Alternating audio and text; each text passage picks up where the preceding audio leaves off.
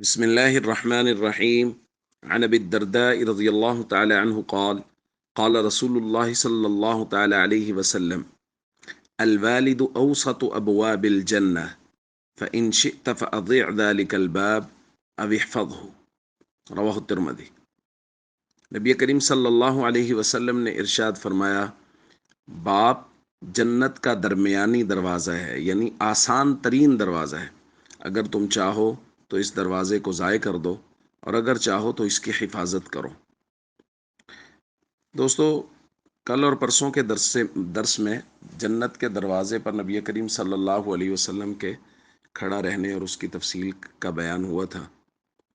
تو یہ بات ذہن میں آئی کہ اس بات کو ذکر کر لیا جائے کہ نبی کریم صلی اللہ علیہ وسلم نے فرمایا ہے کہ جنت کے دروازوں میں سے آسان ترین دروازہ وہ والد ہے، یعنی اگر والد راضی ہے تو سمجھ لیجئے جنت کا دروازہ کھلا ہے، اور اگر والد راضی نہیں ہے تو جنت کا دروازہ کھلا نہیں ہے۔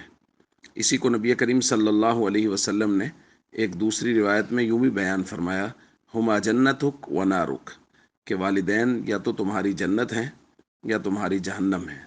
جنت ہونے کا مطلب یہ ہے کہ اگر ان کو راضی کر کے چلے گئے اور وہ تم سے راضی ہو گئے تو تمہارے لیے جنت کا فیصلہ ہوگا، اور اگر تم انہیں ناراض کر کے چلے گئے تو تمہارے لیے جہنم کا فیصلہ ہوگا۔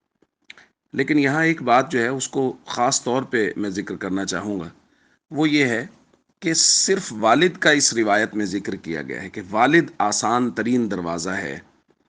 اس کی اہمیت شاید اس وجہ سے بھی ہے، اس کی سینکڑوں ہزاروں کروڑوں حکمتیں ہوں گی جو نبی کریم صلی اللہ علیہ وسلم نے فرمایا ہے کہ والد گھر میں ایڈمنسٹریٹر ہوتا ہے، اس نے بچوں کو روکنا ہے، ٹوکنا ہے، کہنا ہے یہ کرو یہ مت کرو، فلاں کے پاس جاؤ فلاں کے پاس مت جاؤ، فلاں کے پاس مت بیٹھو۔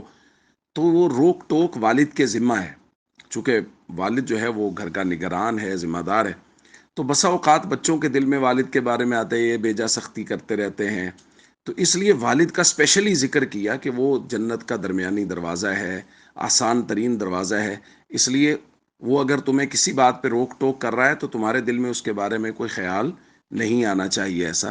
اس لیے خاص طور پہ میرے خیال میں والد کا ذکر کیا گیا ہے، باقی ڈھیروں توجیحات دیگر بھی ہو سکتی ہیں۔ والسلام علیکم ورحمۃ اللہ وبرکاتہ۔